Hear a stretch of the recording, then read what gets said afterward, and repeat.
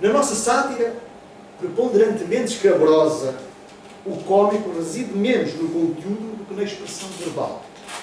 Dir-se-ia mesmo ser esta que tece aquele que se enriquece sempre pela fantasia do verbo. Natal tinha boas ideias. Até parece um bocado ingênuo, ela que a ingenuidade não tinha nada. Mas neste texto parece. E tanto é verdade que o David Manuel Ferreira, poeta, ensaísta e crítico literário, e professor universitário também, como era uma pessoa bem avisada, previu de forma clara o destino da antologia de poesia erótica e satírica num verbete que vem inserido na badana da mesma. Eu cito precisamente David Manuel Ferreira a prevenir o que iria acontecer. Diz ele, mas é provável que também suscite, no texto, em uma dúzia de paranoicos, em 2 ou 3 dezenas de recalcados, a sádica nostalgia das fogueiras do Santo Ofício. Não houve queima de facto, mas o efeito prático da ação sensória foi o mesmo. Paranoia e recalcamento era o que mais havia nos guardiães censores do Estado Novo. Disso não há dúvida. Além de Natália Correia e do editor Fernando Ribeiro de Melo, foram também processados os autores antologizados ainda vivos, perante a impossibilidade de levar a tribunal os trovadores medievais galego-portugueses, como Martim Codax, ou então Gil Vicente e Luís de Camões. António Bota e Fernando Pessoa também já tinham morrido e, por isso, também não se sentaram no banco de ramos.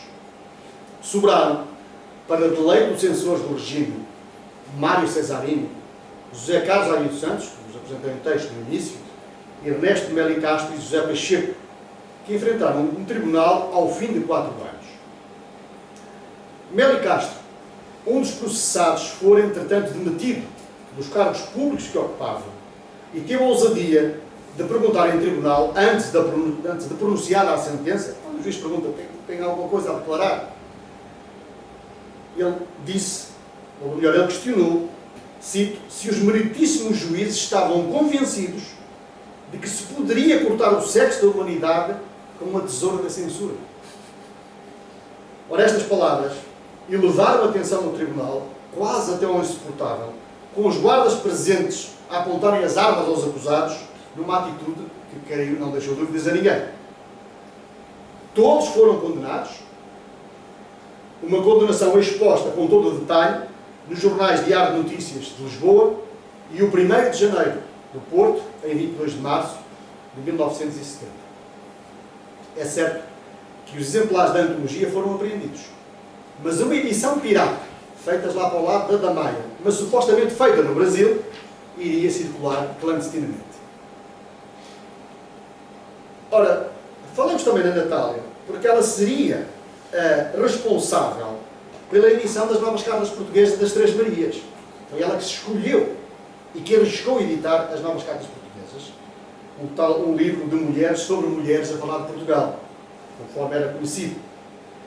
Em 23 de junho de 72, foi emitido um auto de busca e apreensão do livro Novas Cartas Portuguesas e as autoras, as Três Marias, sujeitas a prestação de caução elevada para não serem presas preventivamente.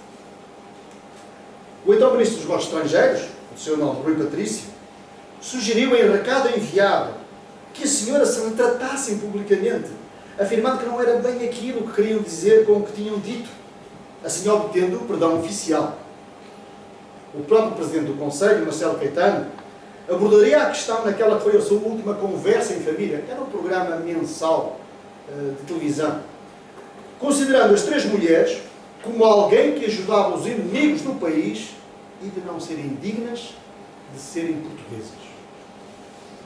Outra coisa não seria de esperar de quem tinha escrito o que escreveu na revista Nova Ordem, que vos citei há bocado. E no dia da leitura da acusação, um jovem delegado do Procurador da República pediu, escandalosamente, a absolvição das acusadas. Foi obviamente demitido. Entretanto, aconteceu 25 de abril e em 7 de maio a sentença foi lida. As acusadas absolvidas e o livro considerado, cito, uma obra de elevado nível. Em meio dos dias do mundo. Mesmo assim, Maria Teresa Horta, uma das Três Marias, ainda seria posteriormente espancada em plena rua, de noite, justamente acusada de ser uma das autoras daquele livro, já depois de 25 anos. O regime político mudara, as mentalidades ainda não. E o próprio Vasconcelos, que foi primeiro-ministro do segundo, terceiro, quarto e quinto governos provisórios, saídos de Abril, ainda perguntava à futura primeira-ministra, Maria de Lúcia Pinto da Silva, se as Três Marias eram mulheres sérias. Mas o que eram mulheres sérias? Qual a mulher modelo para o Estado Novo? O regime de Salazar e Caetano patrocinava desde 1966 o concurso Mulher Ideal Portuguesa, promovido pela revista Donas de Casa e pelo programa da rádio com o mesmo nome. A vencedora representaria Portugal na competição Mulher Ideal Europeia. Era um certame criado para combater os concursos de beleza de misses, iniciados um ano antes, e era composto por 5 provas: culinário, cocktail, decoração, costura à máquina e bordado à mão e cultura geral. Cada prova com o seu júri autónomo. O concurso escolhia a mulher que melhor encarnava os valores da época, bem expressos, como aliás disse no início, na trilogia Deus, Pátria e Família. No ano de 73, enquanto decorria o julgamento das Três Marias, das 5 mulheres que chegaram à final, 3 eram domésticas, uma professora de crianças inadaptadas e outra vendedora numa boutique. Para se ter uma ideia dos valores que a mulher devia encarnar, veja-se o que veio publicado na reportagem da revista Donas de Casa, após conhecer-se a vencedora, de seu nome Maria Emília Forjás Trigueiros, esse lá para uma pessoa do povo, não é? De 29 anos, mãe de 3 filhos e doméstica. Citando então da revista Donas de Casa. O júri de culinária não pontuou apenas pelo sabor dos pratos e sua apresentação, mas também levou em conta a maneira como as finalistas cozinharam. O ato de ir à cozinha, sempre que é preciso, dá uma calma que nem todas possuem. Na verdade, a mulher ideal tem de ser uma pessoa que enfrente qualquer eventualidade e resolva quaisquer problemas resolutamente sem nervosismos. Na cozinha, claro. Mais adiante, a revista expunha os valores que a época exigia à mulher de então, na pessoa da vencedora. Cito: Maria Emília Forjás Trigueiros é bem a imagem de uma mulher que tem consciência do que vale e que sabe que a constante atualização que a vida moderna obriga não invalida a presença dos valores inalienáveis de que toda a mulher se deve orgulhar: ser esposa e mãe.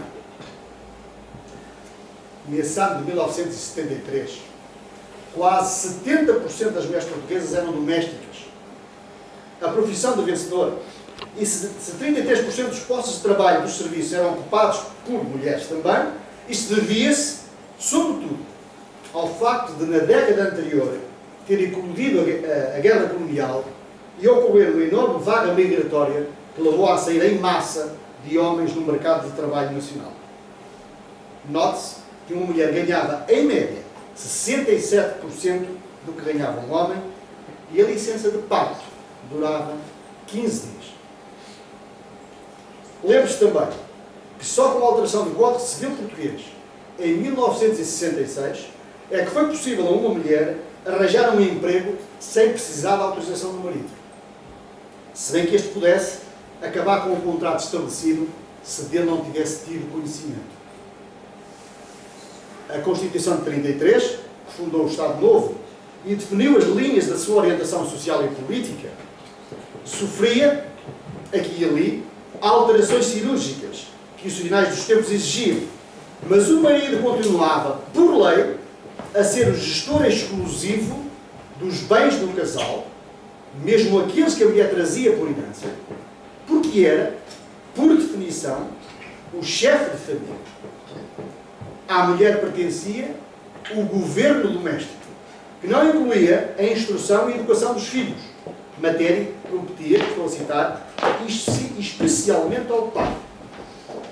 E já agora, só no ano de 69 é que deixaria de ser necessária a autorização do marido para a esposa ter passaporte. As mulheres também não podiam ser diplomatas ou magistradas, uma situação que só depois do 25 de abril se inverteu, o mesmo se aplicando ao direito de voto, antes só permitido a mulheres que tivessem um curso secundário ou diploma de ensino superior. A igualdade entre os dois géneros só seria consagrada na lei depois da aprovação da Constituição de 1976. Recentes sondagens feitas em Portugal revelam uma grande falta de memória ou desconhecimento da realidade política ou social de antes do 25 de Abril e sobre os protagonistas do Estado Novo.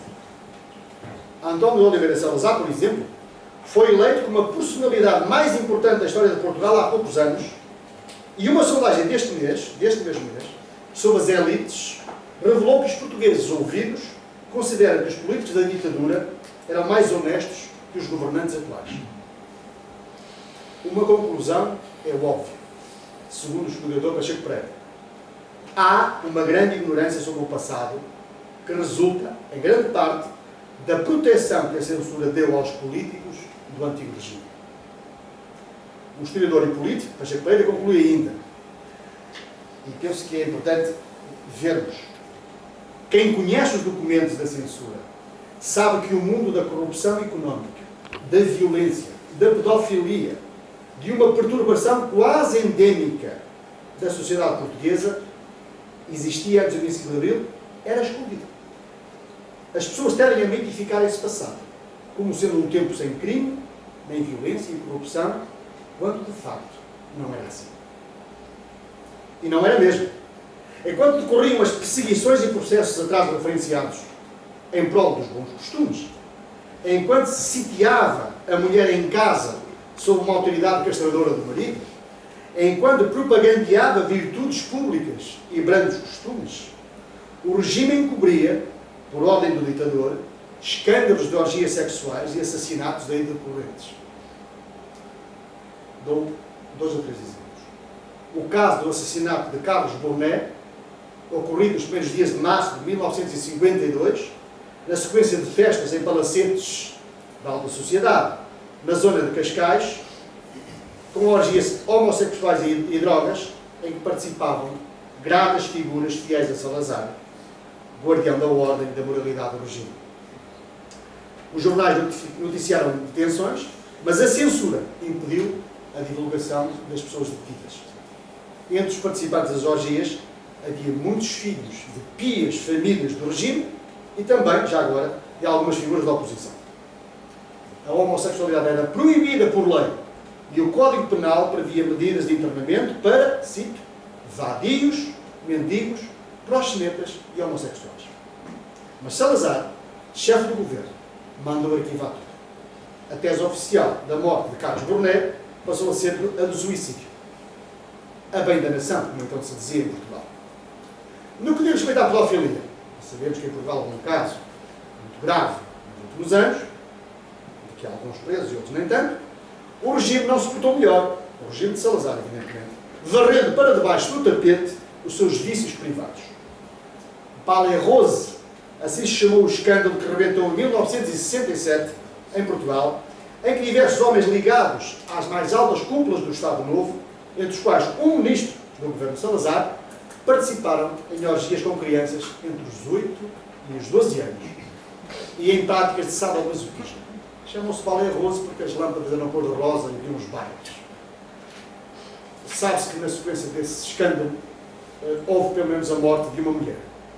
Como no caso anterior, tudo foi arquivado. Há um filme feito em Portugal pela RTP, um seriado, por sinal, bastante bem feito. Eu termino. Há aquela ideia que Portugal é um país de grandes costumes, como aliás propagandeava o Estado Novo. E isto é uma crença que há muitos ainda julgam verdadeira. Claro que só por ignorância, desconhecimento da história, ou então por falta de memória, é que se acredita nesse facto. Foi também por isto que se fez o 25 de Abril. A pergunta hoje também se faz muitas vezes, se valeu a pena fazer o 25 de Abril. Aqui vale a pena responder com pessoa. Tudo vale a pena se a alma não é pequena. Mas a verdade é que uma alma só não é pequena se viver em liberdade. E isto, a liberdade, Abril trouxe em abundância. Eu deixo-vos com o poema que melhor resume na minha ideia o que foi o 25 de Abril, a esperança de liberdade e de uma sociedade justa que trouxe para os portugueses. Este poema da Sofia de Melbanho que define o dia 25 de Abril. Esta é a madrugada que eu esperava. O dia inteiro e limpo, onde emergimos da noite e do silêncio. E eu falei do silêncio, apesar de não ter referido a palavra. Tudo foi silencioso. E livres habitamos a substância. Muito obrigado.